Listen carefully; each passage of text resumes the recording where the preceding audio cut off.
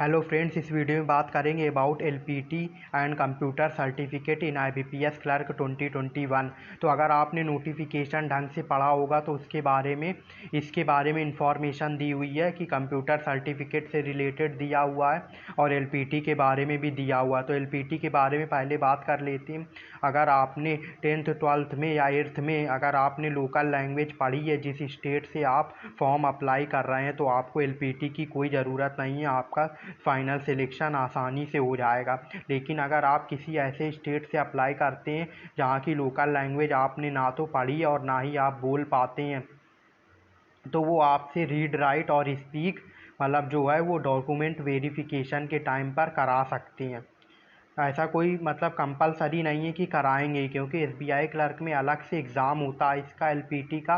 लेकिन इसमें ऐसा कोई प्रोविज़न नहीं है कि अलग से एग्ज़ाम हो। लेकिन आपसे डॉक्यूमेंट वेरिफिकेशन में थोड़ा बहुत आपसे पूछ सकते हैं, और अगर आप नहीं बता पाते हैं तो ऐसा नहीं कि आपको रिजेक्ट कर देंगे। आपको कुछ टाइम देंगे 4-5 महीने का, और उसके बाद आपसे कहेंगे आप अगर एलपीटी पास कर लेते हैं तो आप कंटिन्यू कर सकते हैं। अगर फिर भी आप नहीं कर पाते हैं तो थोड़ा टाइम वो आपको और दे सकते हैं।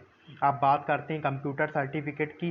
तो इसमें क्लियरली मेंशन है नोटिफिकेशन में कि अगर आपके पास कंप्यूटर सर्टिफिकेट नहीं है, तो अगर आपने 10th में या 12th में कंप्यूटर सब्जेक्ट या आईटी से रिलेटेड कुछ पढ़ा हुआ है, या आपने ग्रेजुएशन में कंप्यूटर से रिलेटेड या आईटी से रिलेटेड कुछ पढ़ा है, तो आपको कंप्यूटर सर्टिफिकेट की ज़रूरत नहीं है।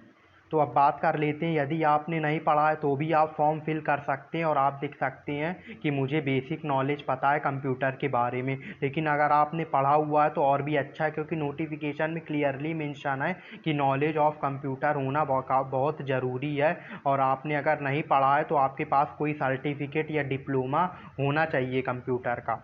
लेकिन जब आपके पास नहीं है तो या तो आप कोई कोर्स कर लें 3-4 महीने का, जो कि किसी ऐसे प्राइवेट इंस्टीट्यूशन से हो या गवर्नमेंट इंस्टीट्यूशन से हो जो कि रजिस्टर्ड हो, तो आपको कोई दिक्कत नहीं आएगी। यदि आप ऐसा नहीं करते हैं तो आप उनसे कह सकते हैं कि मैं आपको बाद में सबमिट कर दूंगा, तो भी आपको वो 1-2 महीने का टाइम दे सकते हैं। लेकिन अगर आप जैसे एक CCC होता है, वो 3 महीने का कोर्स होता है, वो भी आप लोग कर सकते हैं। लेकिन अगर आपने कंप्यूटर पढ़ा हुआ 8th में 10th में या 12th में या ग्रेजुएशन में आईटी से रिलेटेड कुछ पढ़ा हुआ, तो आपको इसकी नीड नहीं है।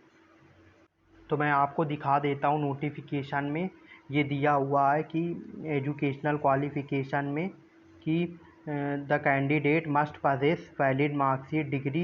ये जो वैलिड मार्कशीट के बारे, ये computer literacy, operating and working knowledge in computer system is mandatory. Candidate should have certificate diploma degree in computer operations.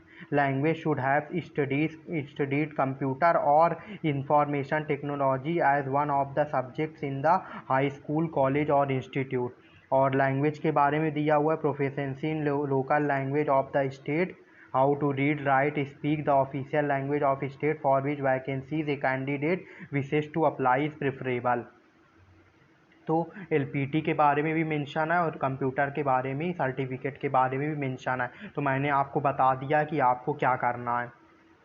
और अगर आपके प्री एग्ज़ाम आसानी से क्लियर हो जाते हैं तो मैं आपको यही सलाह दूंगा कि आप अपने स्टेट से अप्लाई करें, क्योंकि अभी जो भी वैकेंसीज़ आई हुई हैं उसमें सभी स्टेट में वैकेंसीज़ हैं। तो अगर आप प्री को आसानी से निकाल लेते हैं, क्योंकि मेंस में वैकेंसीज़ इंक्रीज़ होने के चांसेस हैं, तो आप अपने ही स्टेट से अप्लाई करें। यदि आपके प्री क्लियर नहीं होते हैं तो आप किसी दूसरे ऐसे स्टेट में जा सकते हैं जहाँ की कट ऑफ कम जाती है। तो आपको ये खुद डिसाइड करना है कि आपको फॉर्म कहाँ से अप्लाई करना है। Thank you.